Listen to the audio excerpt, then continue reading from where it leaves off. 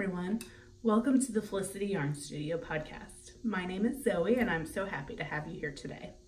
This is a podcast about knitting, crochet, and any other kind of fiber arts that might catch my eye along the way. If you'd like to follow me on social media, I am Zoe Nichols on Instagram and Ravelry. And I also have an Etsy shop under the same name of Felicity Yarn Studio. If you're interested in like neons and speckles, that's really what I love to dye. But yeah, I'm so happy to have you here. This is episode 2. No less awkward than filming episode 1, I'm not gonna lie. But I'm really enjoying this and chronicling my knitting projects and where I'm going with things creatively. And I hope you'll forgive my voice today. I don't know why I'm a little bit croaky for some reason. Woke up like this. But if you watched episode 1, thank you so much, first of all. But you'll also notice that we are in a different location. This is where I had wanted to film episode 1, out here on the back screened-in, glassed-in porch area. I don't know. I just refer to it as the sunroom because that's easier than trying to describe it otherwise. But yeah, I think the lighting will be much better out here.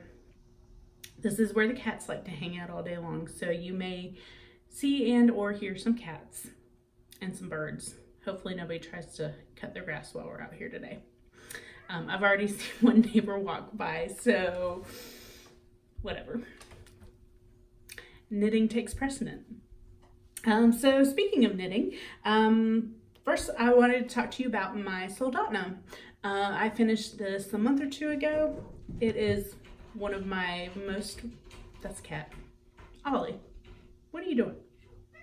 Come here. He's hangry right now. I didn't feed him this morning. Well, he gets fed. Don't worry about him. You wanna come up? Come on. Come on. Come say hi. Come on. He's not really a lap cat. Anyways, where was I? This is my Soldotna. And I did dye up all the yarn for this. I dyed it on a 50-50 blend of cotton and superwash merino. I'm hoping that it would be slightly cooler because we do live in the humid South in North Carolina. And it's not as like heavy as it could be, but considering that it's 2-color color work all over the whole body, yeah, it's a little heavy for like the dog days of summer, but actually the last few days it's kind of cooled down here, so it's actually perfect for like today. The high is supposed to be like 77. I'm a little bit hot natured, so it might not last all day long, but sitting out here this morning, it is kind of perfect for something just a little bit heavier than say a t-shirt or whatever. But yeah, this is this color combination I called the Summer Sunset. I'm really bad because I don't remember even all the names that I named my own yarn, so I'll just show you my little leftovers real quick, and if you're interested, I'll put the names on the screen and leave a link to my shop. But there's this, the Neon Peach, which is like one of my all-time favorite colors, or it is my favorite color, especially right now. I just absolutely love that. Then there's just this light silvery gray. And I'm also loving this like taupey, mushroomy brown color. I might need to make something out of that as well. And then finally, this is like the palest pink. It doesn't really look pink on screen. It looks kind of yellowy, but it is just like super soft, kind of like ballet slipper pink. And I really love that one too. So yeah, if you're interested, go ahead and hop on over to my Etsy store. So yeah, I really enjoyed knitting the pattern. As with all Caitlin Hunter colorwork patterns, it was really enjoyable, really addictive. Nothing too crazy to, you know, try to figure out. My only critique is, well, I don't do crop tops. So I knit to the like point where it tells you to start the ribbing for the bind off, and that would have barely come to the bottom of my boobs. It was not cute. That's one thing that I really wish that designers would take into account for larger bust sizes when they're grading.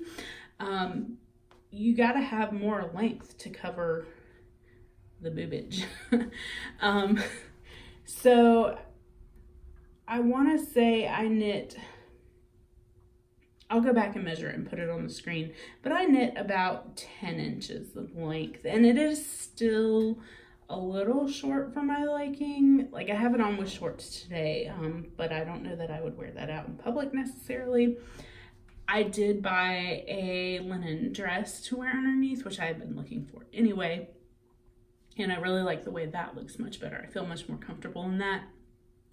Which, if you're someone who can rock a crop top, good for you, go for it.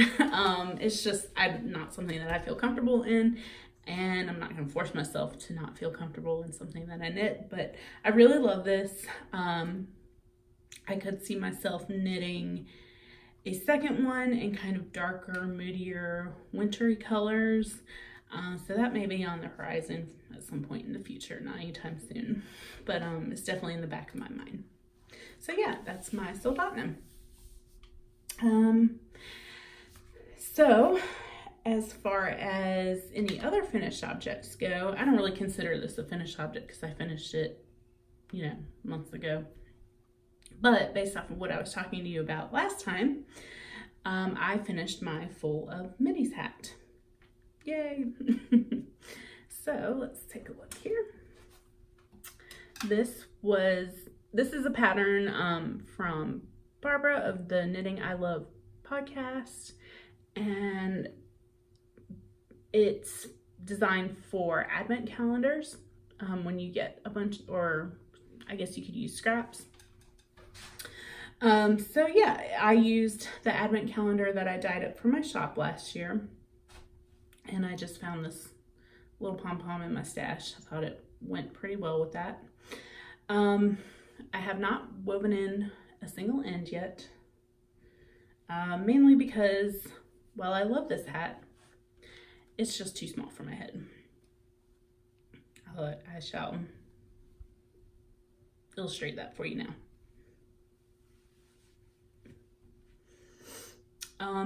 Yeah, it's very stretched out along the brim, but then also it's just not deep enough. Like, it feels like it's gonna pop off my head at any second. I prefer it to come down about here. So I feel like I needed about 5, 6 more colors in this. But otherwise, I love it. It's a super cute idea for a pattern. You make these little welts with each color. So as of right now, I think I'm just gonna keep it as a shop sample. And I do have a plan for the leftovers, because the pattern calls for only like it's written for like a 5-gram mini set or advent calendar, and mine were 20 grams, so I do have more than enough leftovers, which I do have a plan for. But the other thing too is the pattern called for you to use 22 minis, and then the 23rd and 24th you would make a pom-pom out of, which I didn't do. I actually did include all 24 colors, and it was still just not long enough for my head. But oh well, that's okay. It'll still look cute sitting out on a little mannequin head or something. But yeah, other than the fit, I'm pretty much happy with it. If you check out my previous vlog from where we went camping weekend before last, you'll see where I was working on it. It did get a little bit fiddly towards the end when I had to switch to DPNs. I didn't really enjoy that. Magic Loop might have worked a little better. So that's just something to consider if you're knitting this. And the only other thing that I wanted to mention is she does mention in the pattern not to use a fade necessarily, because it is harder to see when you're trying to pick up, or I think she calls it a fold and knit, but when you're trying to fold those together and knit them, it's harder to see when your colors are very similar, which is true. There were a few rows where I had to like really squint or had really good light when I was figuring that out. But other than that, hey, it's done. So hurrah, finished object. Which means that I was able to move on to my Darkwater sweater, which is like this close to being done. It's an almost finished object. This is living in my bag that I picked up at SAF last year from Twist Fiber Studio. And I just love this cute print. I really love these colors. This is just a little progress keeper thingy that I clipped on there. That I made that, and I have some in my shop if you're interested. But yeah, so my Darkwater, I got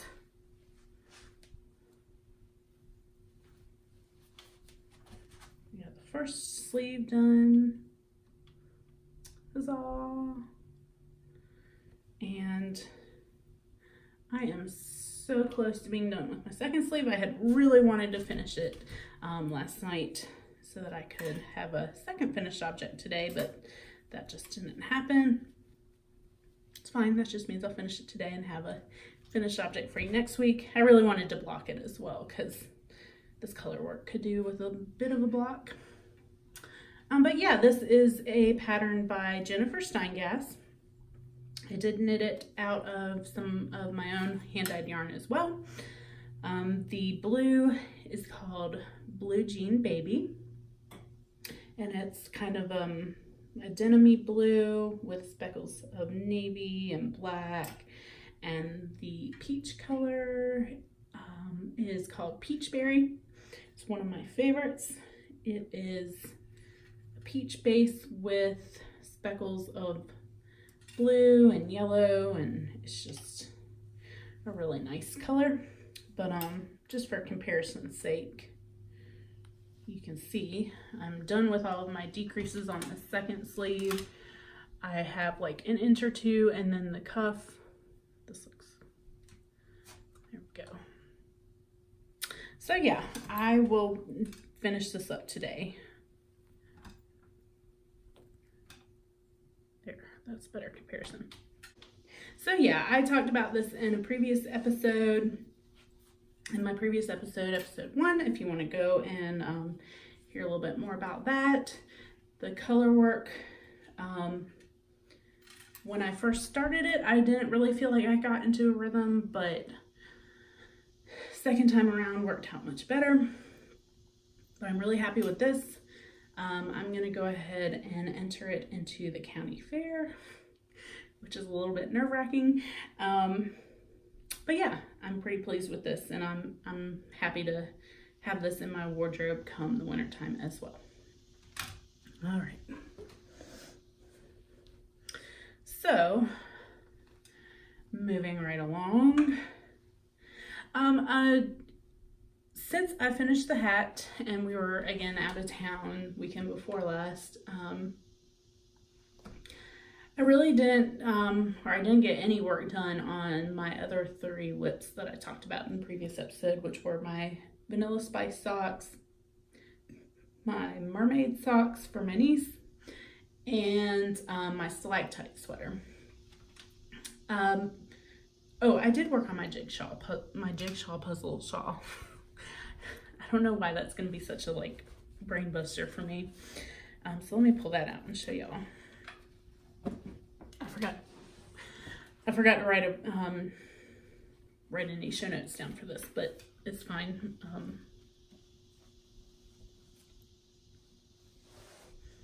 All right, so Jigshawl Puzzle shawl. So I think when I was talking to you last, I had just started this section here. Section 5, which is I'm holding Songbirdery in the Angel Aura colorway with Farmer's Daughter, Mighty Mo, the mohair base in the Elk Antler colorway. So I really love this combination. I do actually kind of feel like the mohair is watering down the Angel Aura colorway. Let me pull that out. Which, yeah.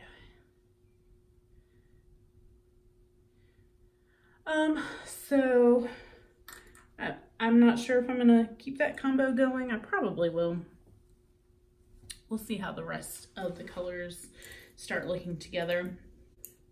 So then this is section 6, and that is Birch Dye Works and the Fuller Gardens colorway held with the Fiber Studio and the Mint colorway. And I really like how these two look together.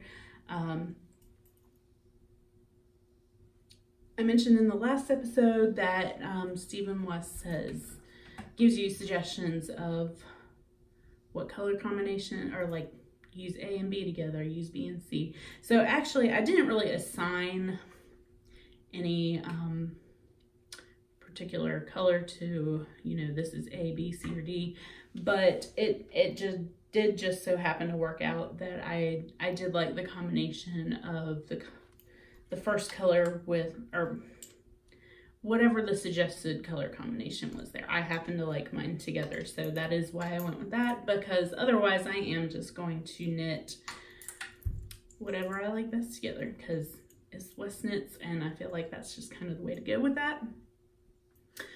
So yeah, this is one of the corners, and then I believe I'll pick up down here where there's some stitches on a holder for the next section. And I did talk about, you know, what my other color combinations were in the last episode. If you are interested in those, you can also check out my Ravelry page, project page, which I've left a link to in the box down below for any kind of details on the yarn. The only other thing that I wanted to mention was I did pull out 2 more skeins from my stash. One I did mention last week was the Spun Right Round. This one is The Water's Fine. So I think that will play with everyone nicely. And this is a Madelinetosh colorway. This is called Taphite. It's part of their, or was part of their Semiprecious collection that they did with Jimmy Bean's wool in 2017, which actually I'll talk about later, because, well, you'll hear later. So yeah, as far as my jigsaw goes, I'm really pleased with how this is working up. It's just a nice kind of break from really structured knitting. I feel like I can do one little section in one sitting usually. I did mean to finish this section, but oh well. And going to size 8 needles from like 2s or 4s or whatever I'm working on is just a nice change as well. So yeah, hopefully I will have a few more sections done when I talk to you again on my jigsaw. All right, so the next thing that I wanted to talk to you about was some of the long-term projects that I have kind of always around. Some of them get worked on more often than others. But this is what takes up a lot of space in my kind of sits beside me in the living room area. The first thing that I'm going to talk about is my Battenberg blanket. And that is a pattern by Sandra Cherryheart, who also has a really beautiful podcast. Really love her aesthetic and the colors that she's always working with. So let me grab that. Okay, this is living in a bag that I got in Gatwick Airport from Kath Kidston, which I had never heard of. Apparently it's a fairly well-known UK brand, but everything is these kind of really pretty shabby chic prints. I could have bought like everything in that store. So, fair warning, there may be some bag crinkling because a lot of this is kind of separated into their own little separate Ziploc bags to keep everything straight. But here is a sample of what this pattern looks like. Oops.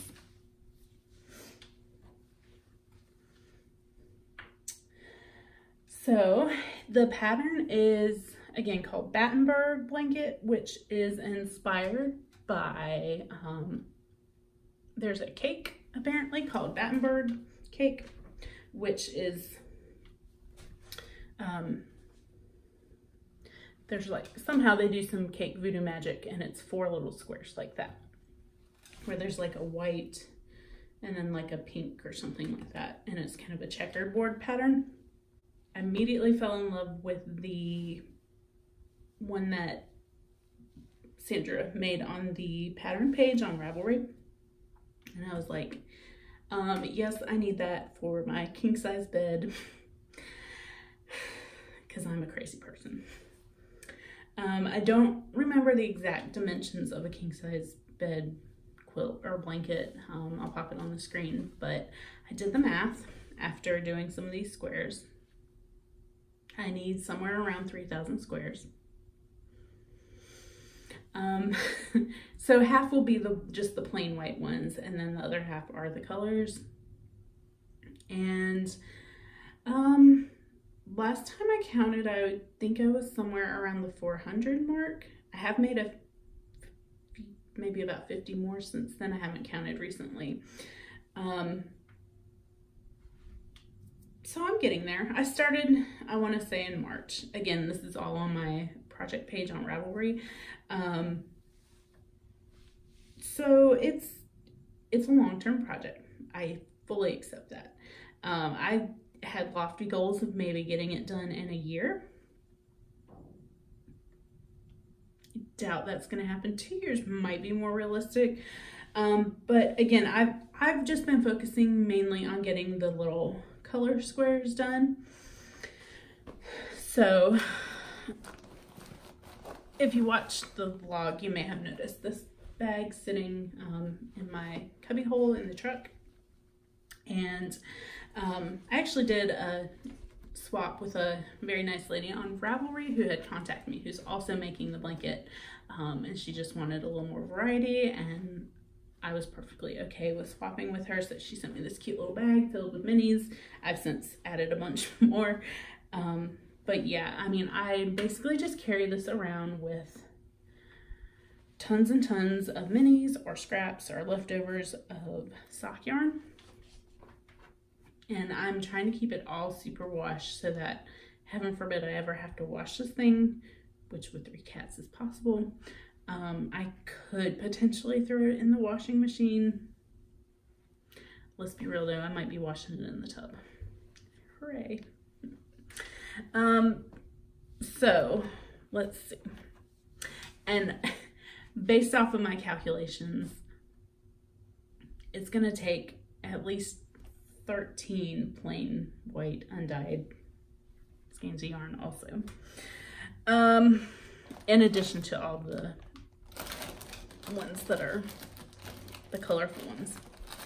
So here's just a little bag that I have been just kind of throwing in, because once this kind of fills up, I have been trying to sew in as many of the ends possible as I stand to sit and do in one sitting. And I've been separating them into 4 bags of 4. I don't know if you can tell with them inside of there. So that when the time comes to join them all, because it is a join as you go method, I'll get into that in a second. I want them to be random, but evenly dispersed, if that makes any sense. So, like this baggie is for the ones, goes with the squares that I've already started.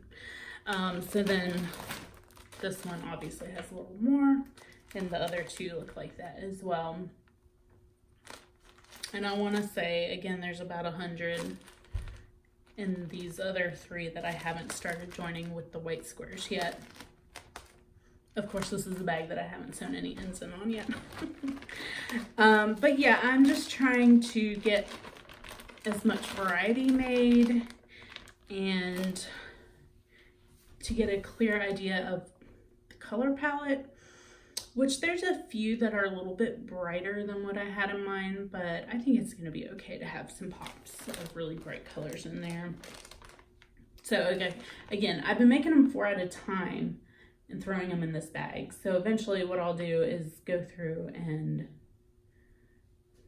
1 for one bag, 1 for one bag, so on and so forth. And again, it's join as you go. So I actually messed this one up, but I'll use it to show you. Not messed it up, I can still use it, but so you make one of the little white squares, and you're actually supposed to leave the yarn attached to it so that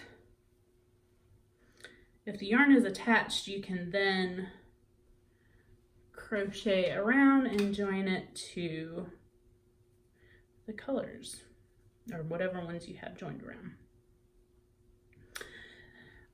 So that means, again, I'm probably not going to be doing the white ones until I actually need them to join them together. I'm trying to make as many of the color squares as I can.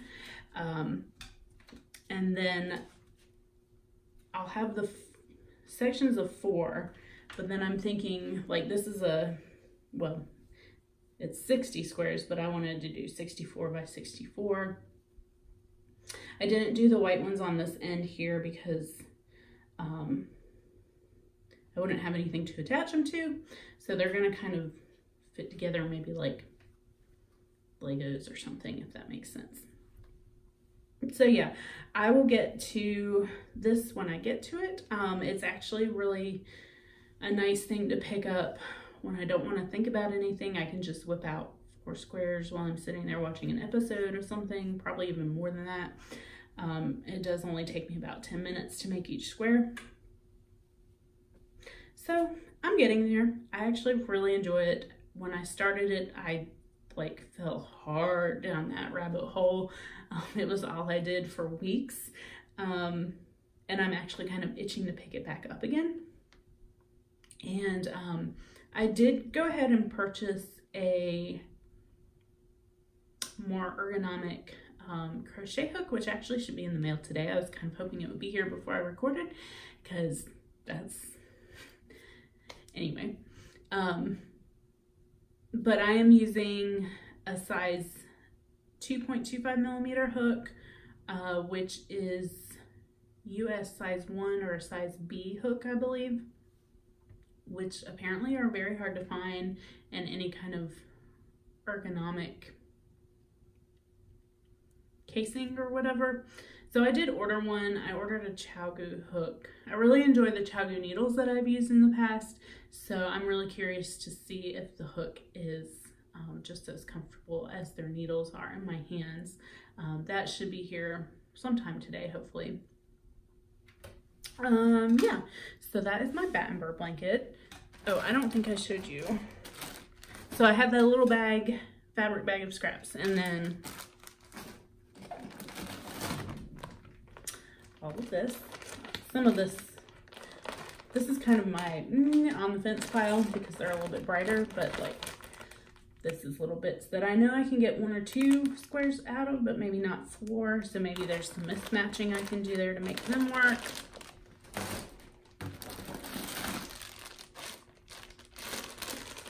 Some more bright stuff. I thought I had tons and tons and tons of scraps and it would be fine, but as I'm working through them, it's kind of eye-opening how much yarn this is gonna take.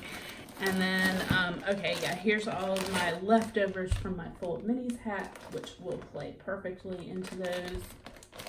And then just a couple of minis that I haven't wound up yet. So yeah, like I said, I really enjoy it. I actually have a feeling now that I've pulled this back out again, I'm going to spend some time working on that. once some of these other projects get finished up. Also, my jigsaw, once I'm done with that, all of those scraps will probably go into this because it also has the same kind of color palette going on. So yay. All right, let me clear all this up and then we will talk my next big-ish project. All right, so second long-term blanket project that has been going on for a while now. I mentioned the Madelinetosh Semiprecious collection they did with, it was a Jimmy Beans wool exclusive thing that they did in 2017. So it was a mystery kind of club where you got one skein every month, dyed based off of a stone, gemstone, or semi-precious stone. So yeah, so I don't remember if I signed up for the subscription or I just bought them every month because I loved them. But I needed to see all 12 colors together before I started doing a project with them. They did have a pattern that was designed for them. There was some disgruntlement with the pattern, at least the knitting pattern. There was a knitting and a crochet one, but on the Ravelry forums, some people weren't very satisfied with that knitting pattern, which was a shawl, I believe, because I think you could sign up to not get a full skein, like a smaller amount, and on a different base than what I bought. I wanted, what base is it that I like from them? Yeah, I like the Twist Light base, which is 75 merino, 25 nylon, but it's got the nice kind of twist to it. I did not want single ply, which is what the shawl was designed in. So anyway, I hemmed and hawed.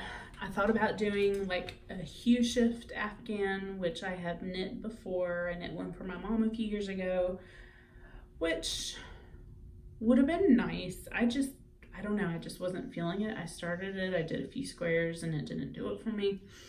And I had just recently finished a granny stripe blanket, which I really enjoyed making, a scrappy one. Maybe I'll bring it out here another time to show y'all. So I was just like, you know what? I'm just gonna do another granny stripe blanket because it's great to have to pull out when you want to do something mindless. So the granny stripe blanket is a pattern by Attic24 and it's free. I don't know, I would hesitate to even really call it a pattern per se, because it's like, hey, cast on or chain this many and do granny stripes. What is the technical definition of a pattern? I don't know. Anyway, let me shut up and show you what I have so far. So there are 12 colors in here. And once again, I want it to be random, but strategically random, if that makes sense. I didn't want like the same things to keep hitting up next to each other. So I've tried to do that. I keep making magic balls of yarn with all of the 12 colors.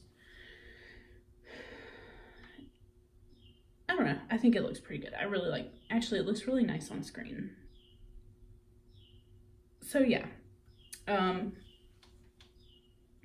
Now, unfortunately, you can't get these colors anymore because, again, it was an exclusive kind of club thing from 2 years ago.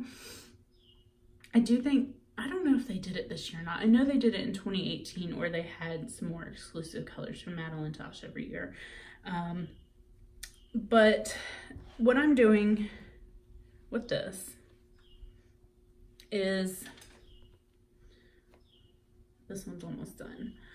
I am making myself my own little magic cakes. I'm taking all of the 12 colors and then I try to rearrange them differently than the section before that. and join them all roughly about 5 to 10 grams of each. I really haven't been calculating, but I did weigh them the last time because some I was using way more of than other ones. So we'll see if I can remember these. January was Garnet, I believe. It was a really pretty burgundy tonal. Garnet's my birthstone, and normally I'm like, because I don't go for this color very often, but lately it's been speaking to me. I don't know. I like it. It's like a wine color. It's really pretty. January, I'm probably going to get these all out of order. Sorry. I want to say February was Labradorite. A nice pale blue with speckles of like kind of an olivey green and brown, which, fun fact, apparently Labradorite is the stone of magic. Okay, next was this one, I believe. I think this is CHRYSOCOLLA. And it's just a nice kind of teal. It looks more blue on screen. It's a little bit more green in real life. It's kind of like a teal kind of, I don't know, I think of like ocean water, like tropical ocean water when I look at that one. And this is where my memory fails me. I do remember the first three, but after that, I don't remember. So I'm just going to start pulling them out at random to show you. This was RHODONITE, I believe. And it's a speckle with black and pink, and there's little flecks of orange in there, which is really interesting. Then,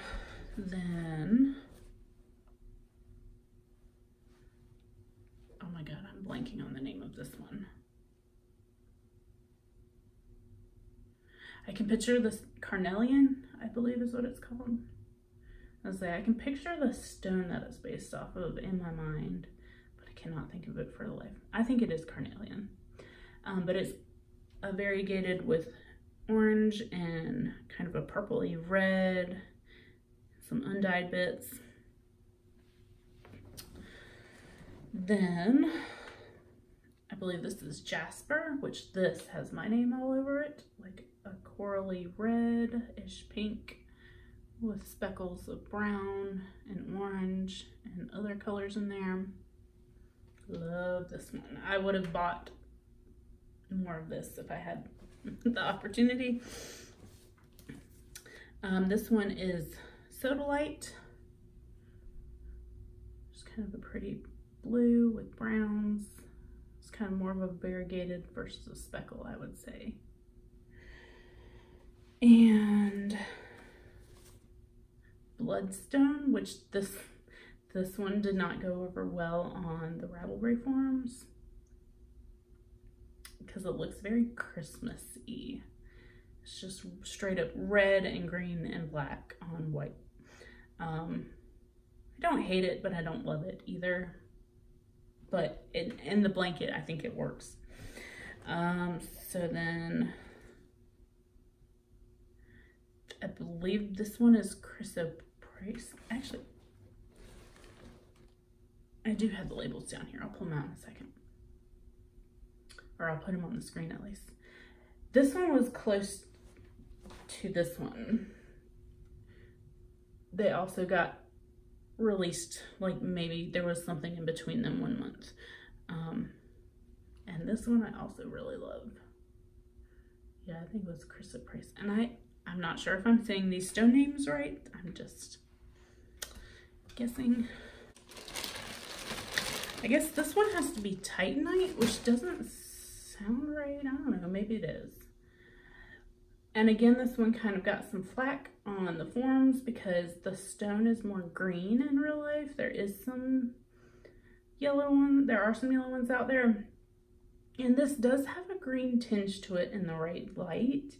I wouldn't call it a fail necessarily, but it's pretty. It's a nice gold. Then there was, this one was December's, the one I showed you earlier, the Taffetite, maybe. This one is really pretty. And again, I had to have more, so when I caught another skein on sale, I picked that up. And actually, I did knit a super bulky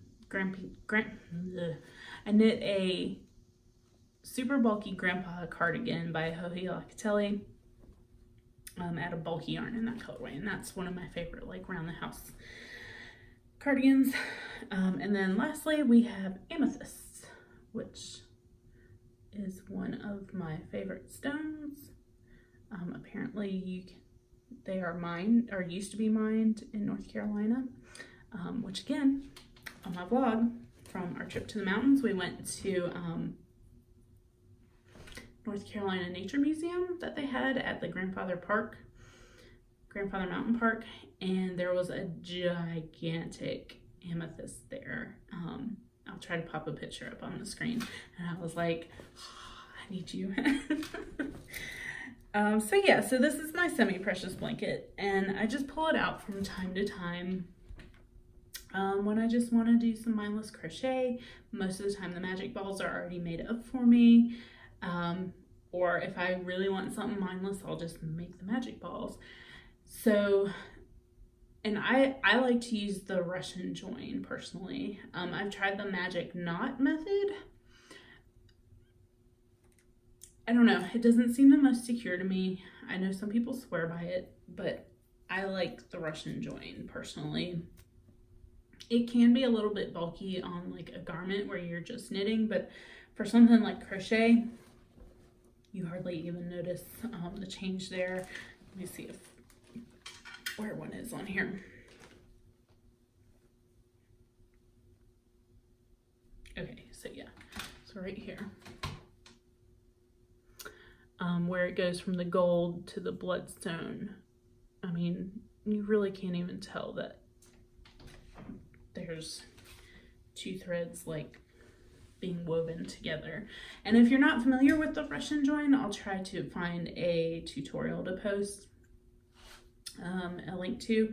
And I am using a size F or a 5 crochet hook. I'm really not sure what that translates to for millimeters, but yeah, so semi-precious blanket. This is just going to be another kind of living room lap blanket because I use my other granny stripe blanket daily, and it's starting to look a little rough, so it needs a little break from time to time. And I would say I'm about halfway done with this, so it's fairly long, and it's just wide enough to kind of throw over myself for when I'm laying on the couch.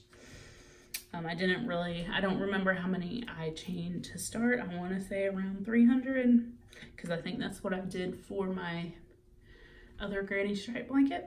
But yeah, I really recommend this if you're not super familiar with crochet. I feel like you learn a lot when you learn how to either do a granny square or just the granny stripe if you're a beginner. And I by no means am a like master crocheter. I can do granny squares, I can do granny stripes.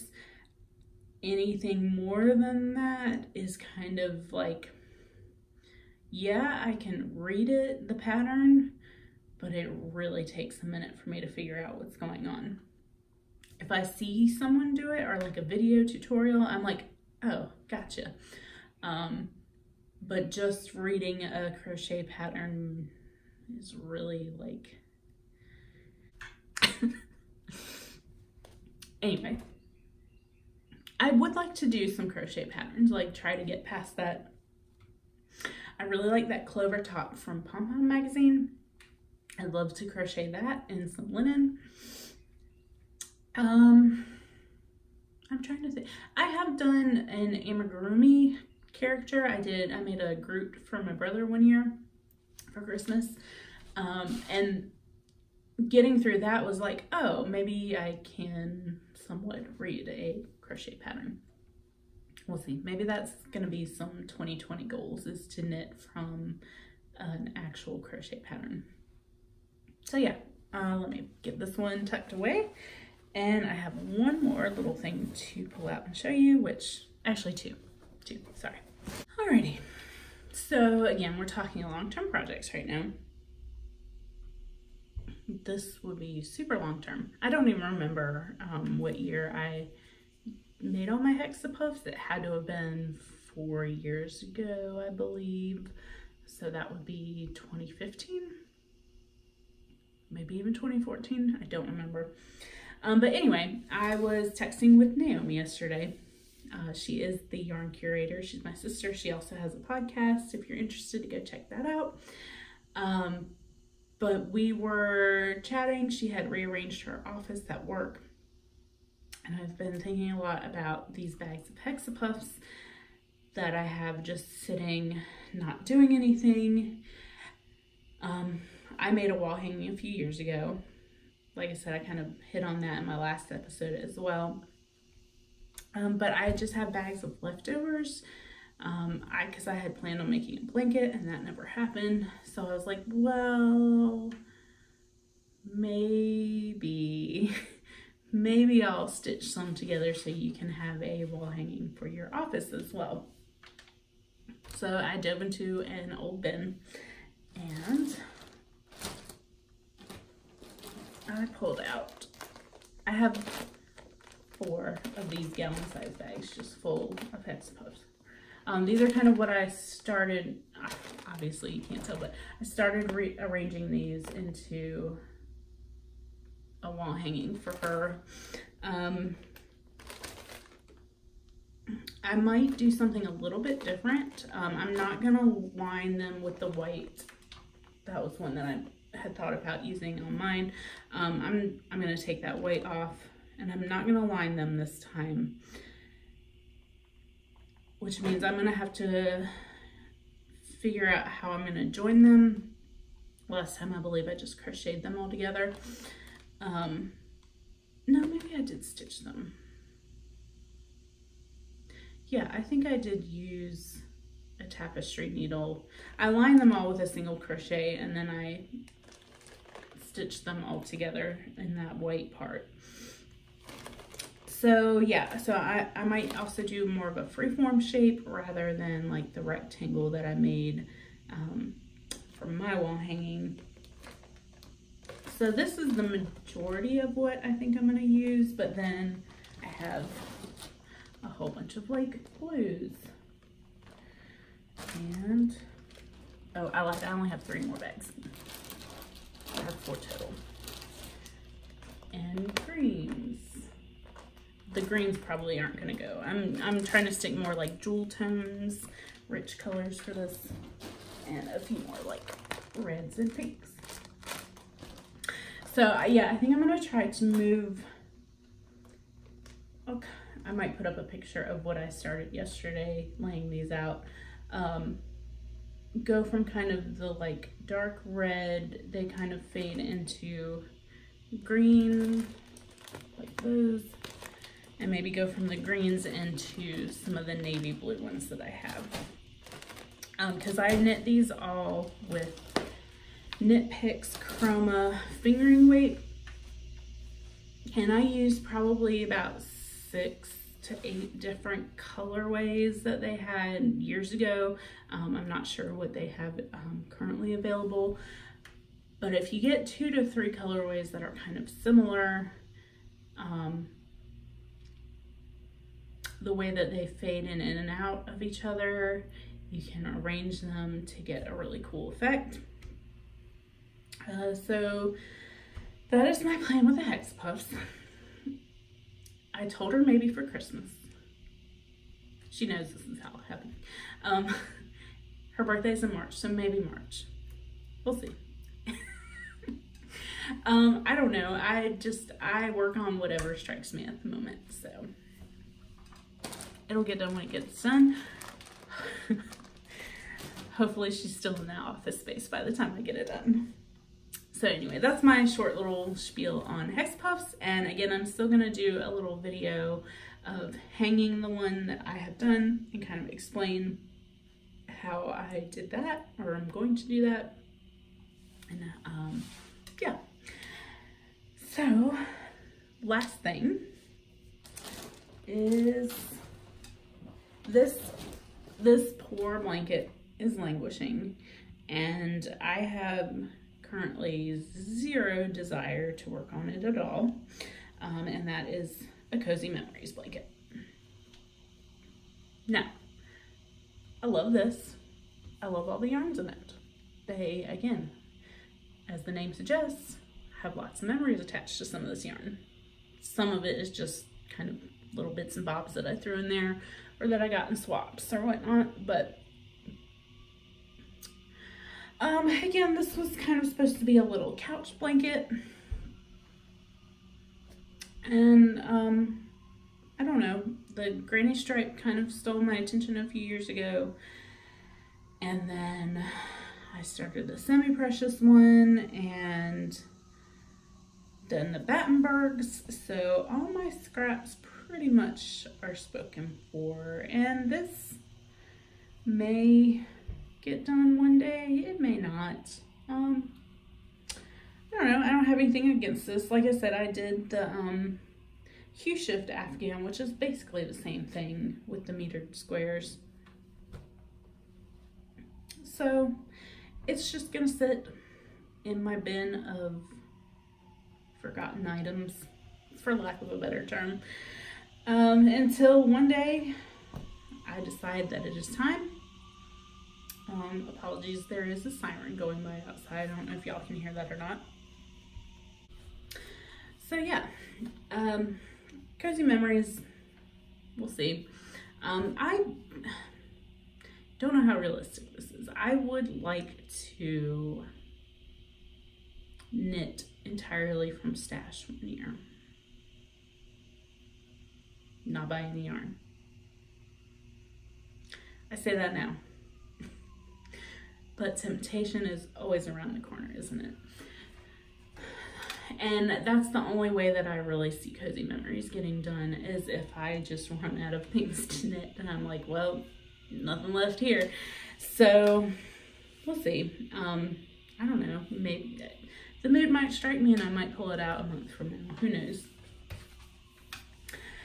So yeah, that's all I really have to talk about as far as knitting content goes.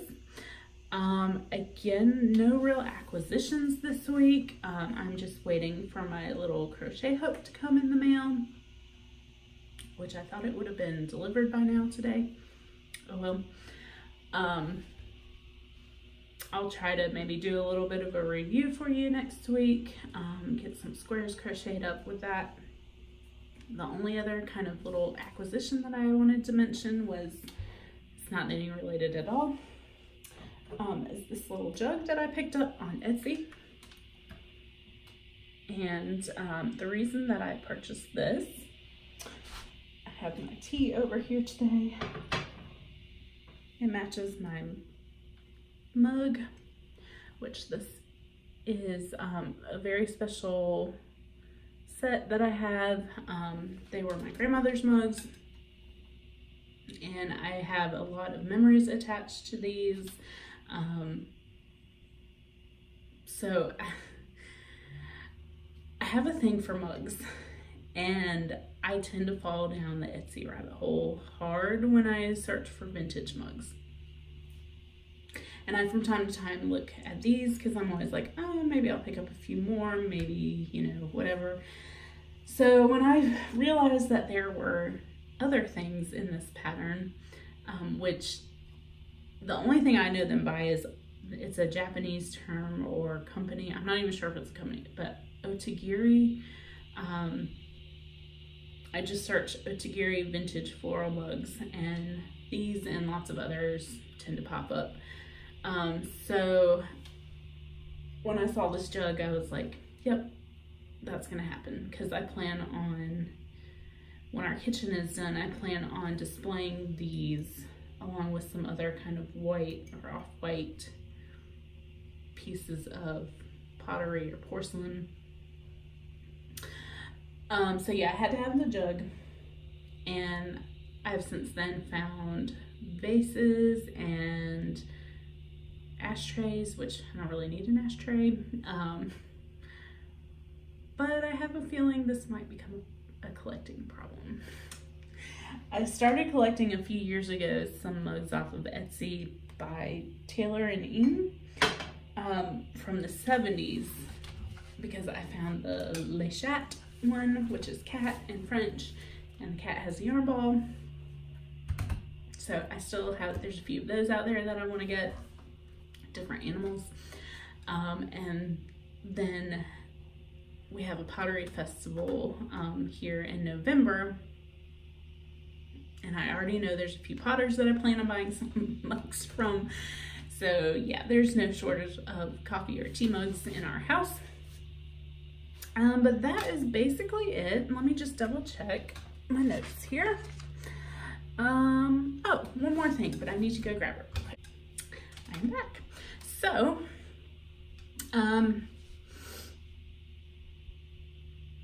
last week I was dyeing up some minis for the advent calendars that I have listed in my shop. And I was like, well, you know, Halloween's right around the corner. Fall's right around the corner. It's definitely cooling off here a little bit. I don't know if it's here to stay. They call this first fall in North Carolina. It'll warm back up through September, and then October is when it really kicks in. But anyway, random tangent about the weather. So I was like, you know what? I kind of want to dye some Halloween colorways. So this little mini is something that I started to play with. And yeah, so based off of this and the dye technique that I used, it's just like classic Halloween to me. I think what I'm gonna do is maybe some sock sets, and then maybe sock sets in something a little bit different, similar but different. And then do some minis and some full sock skeins in this, which I think I'm gonna call Trick or Treat, which I think is just really cute. So yeah, that is about it. I don't remember where I heard about it first, but I have been listening to the Ologies Podcast, which is super interesting. I heard another podcaster talk about it. I don't even remember where, but it's really interesting. The host goes around and interviews different ologists, so like a primatologist or a gemologist, or, you know, sports psychologist. So it's really interesting to learn about different people in their professions, their specialties, learning lots of random little factoids, which I drop on my husband every night, and he's like, okay, cool. Even though he's the king of random trivia. So yeah, if you're looking for something to listen to, that's really interesting. I'm really open to any audiobook suggestions anybody has. My go-tos are always the Harry Potter series or Outlander. I've listened to both of those multiple times. But nothing else has really been piquing my interest as of late. I love historic fiction, some fantasy, as long as it's not too cheesy. Yeah, and then as far as watching goes, any kind of television, someone at my husband's job suggested My Crazy Ex-Girlfriend, and when he said that, I was like, really? I was like, because I'm pretty sure that's a musical, and he's not the musical type at all. I was like, So we put it on, and yeah, there's, you know, usually 2 or 3 songs in an episode. But hey, it's pretty funny. It's silly, but it's cute. I can't take more than 2 or 3 episodes at a time though, because like when characters are just so stupid on screen, it like frustrates me. So we've been watching that, and we started The Righteous Gemstones, which is on HBO, and that is really hilarious. The second episode came on last night, so we got to catch up on that. We didn't stay up to watch that. And yeah, that's really all I can think of right now. So yeah, thank you so much for joining me and listening to my ramblings. If you like this, please give us a thumbs up and subscribe. If you have any kind of feedback, leave me a comment, shoot me a message. I really appreciate it. Like I said, I'm still learning, and hopefully the lighting situation was a little bit better this week. But I will see y'all in probably about 2 weeks. I may try to shoot a little vlog in between there of hanging up the Hexipuffs. I know I keep hyping this.